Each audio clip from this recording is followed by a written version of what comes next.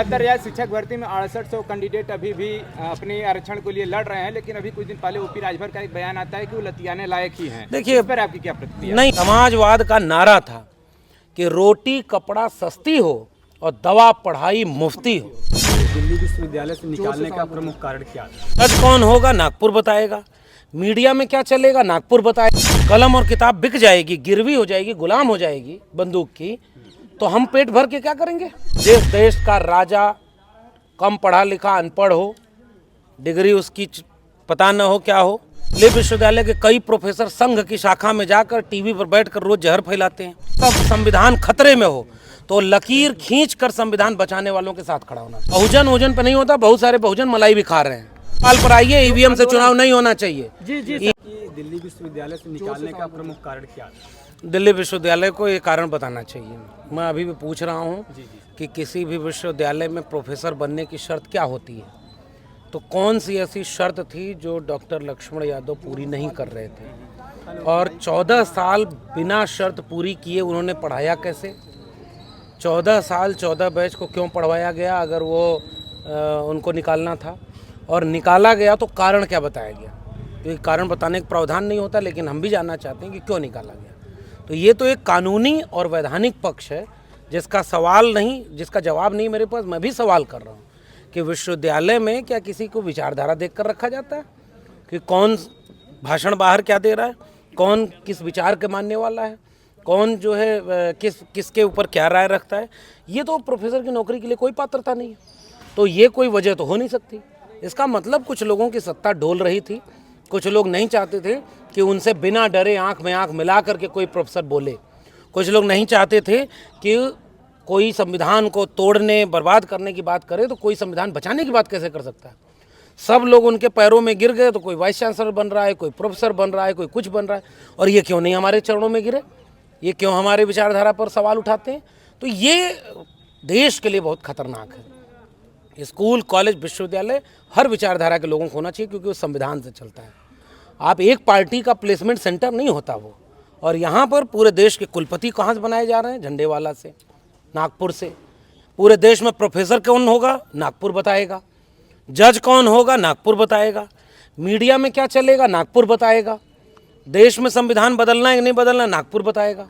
तो नागपुर संविधान से बड़ा हो गया और वो कहता है कि संविधान बदल देंगे। तो इसलिए बड़ी लड़ाई है, एक प्रोफेसर की लड़ाई नहीं है, एक बड़ी लड़ाई देश को लड़नी पड़ेगी। आपको नहीं लगा कि नौकरी से निकाल दिया जाएगा? अगर आप सर झुकाकर नौकरी कर लेते, नौकरी आपकी बच जाती। बहुत लोग सर झुका के नौकरी कर रहे हैं, तो क्या होता है? वो अपने पेट पाल रहे हैं।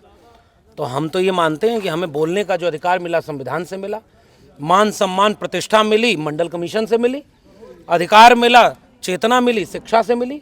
तो जब संविधान ही नहीं बचेगा, मंडल कमीशन की बातें नहीं बचेंगी, कलम और किताब बिक जाएगी, गिरवी हो जाएगी, गुलाम हो जाएगी बंदूक की, तो हम पेट भर के क्या करेंगे?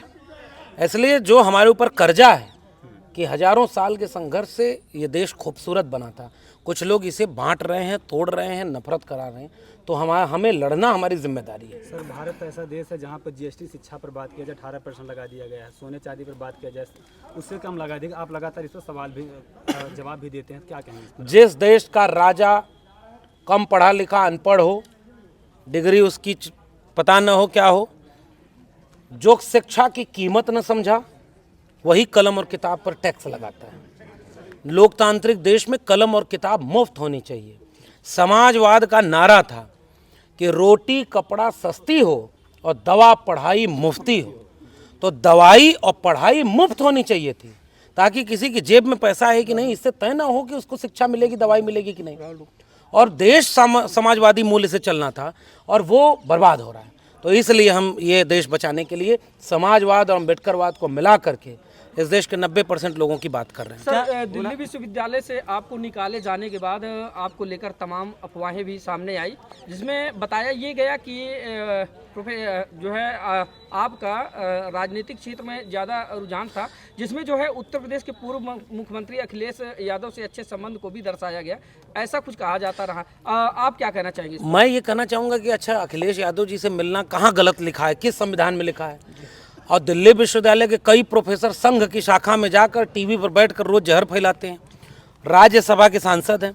इलाहाबाद विश्वविद्यालय के हमारे प्रोफेसर थे मुरली मनोहर जोशी, वो शिक्षा मंत्री बने। तो प्रोफेसर सरकारी मुलाजिम नहीं होता, प्रोफेसर आज़ाद होता है कि वो समाज में जाकर अपनी राय रखे, अपनी बात करे, संविधान को बचाने की बात करे। और किसी ऐसे खराब नेताओं से मिलने पे पुरस्कार मिलता है, तो कभी कभी अच्छे नेताओं से भी अच्छे संबंध होने चाहिए।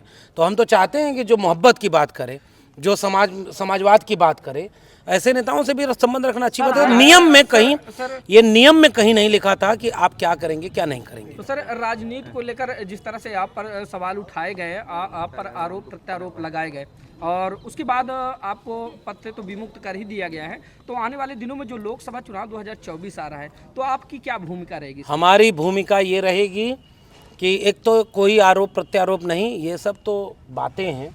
मुझसे अच्छा है कि मेरा जिक्र हर महफिल में हो, तो हमारा जिक्र हो रहा है, ये तो अच्छा है ना। तो इसलिए जिक्र इसलिए हो रहा है क्योंकि हम न्याय और सच की बात करते हैं। जहाँ तक लोकसभा चुनाव की बात है, डॉक्टर राम मनोहर लोहिया कहते थे कि अच्छे लोग राजनीति में नहीं आएंगे तो बुरे लोगों की राजनीति के शिकार होंगे। तो हर व्यक्ति को राजनीति करनी चाहिए, और जब सब संविधान खतरे में हो तो लकीर खींचकर संविधान बचाने वालों के साथ खड़ा होना चाहिए। क्या लक्ष्मण यादव जी लोकसभा चुनाव लड़ेंगे? ये वक्त बताएगा, अभी तो देश बचे ताकि चुनाव होता रहे। सर, 69,000 शिक्षक भर्ती में 6800 कैंडिडेट अभी भी अपने आरक्षण के लिए लड़ रहे हैं, लेकिन अभी कुछ दिन पहले ओपी राजभर का एक बयान आता है कि वो लतियाने लायक ही हैं। देखिए, इस पर आपकी क्या प्रतिक्रिया? नहीं, किसी नेता के बयान पर मैं कोई प्रतिक्रिया नहीं दूंगा, वो तो जनता देगी, जनता देख रही, जनता देगी। मेरा कहना यह है कि जो राम राज्य की बात करते हैं, जो धर्म की बात करते हैं, और जो दलित पिछड़े आदिवासी उनके नेता बने हैं और उनको वोट दे रहे हैं, उन लोगों के सामने गांव-गांव इसी पर्चे पोस्टर को छपवा दीजिए कि 6800 जो शिक्षक बन गए, 69,000 शिक्षक भर्ती में घोटाला हुआ, ओबीसी को आरक्षण मिला 4%, संविधान कहता है 27%। तो आरक्षण कौन लूटा? जो रामराज की बात करता है। आरक्षण लूटने वाला कौन? उसमें तो सारी जाति के लोग लूट गए। और 600 दिन से ज़्यादा वक्त से 6800 लोग जिनकी सूची आ गई है कि उनको बस ज्वाइनिंग कराना है, वो रो रहे हैं, लाठी खा रहे हैं, और उनको ऐसे तमाम नेता उनको जलील कर रहे हैं। तो ये बहुत बड़ा मुद्दा है। और वोट वो 6800 के हिसाब से देंगे। सर, आए दिन बहुजन प्रोफेसरों पर क्यों उत्पीड़न होता है? बहुजन पे नहीं होता, बहुत सारे बहुजन मलाई भी खा रहे हैं। इसलिए केवल मामला बहुजन का नहीं है, विचारधारा का है। जो रीढ़ तनी रखेगा, जिसके पास विचारधारा होगी सामाजिक न्याय की, समाजवाद की, अम्बेडकरवाद की, वही मारा जाएगा। बाकी कुल्हाड़ी के बेंट में बहुत सारी लकड़ी जंगल की लगी है, जो जंगल को ही काट रही है। इशारे में समझिए। सर, एक सवाल और है मेरा। अभी हाल ही में आपने देखा कि दिल्ली सुप्रीम कोर्ट के सीनियर अधिवक्ता भानु प्रताप सिंह और महमूद प्राचा जी की सीधे सवाल पर आइए, ईवीएम से चुनाव नहीं होना चाहिए। जी जी, ईवीएम से चुनाव नहीं होना चाहिए, लेकिन अभी अगर मान लीजिए ईवीएम से होगा तो उसकी काट क्या होगी? हमारे और आपके चाहने से तो रुकेगा नहीं। तो अब समय उस लड़ाई का नहीं है, मुझे जहां तक लगता है। लेकिन फिर भी मैं कह रहा हूं, जिस मशीन को जहां बनाया गया वहीं उससे चुनाव नहीं होता, तो हमारे यहाँ क्यों होता है? तो बैलेट पेपर से हो, ताकि चंडीगढ़ में जैसे चोरी पकड़ा गई, अगर बैलेट पेपर से नहीं होता चोरी नहीं पकड़ाती ना।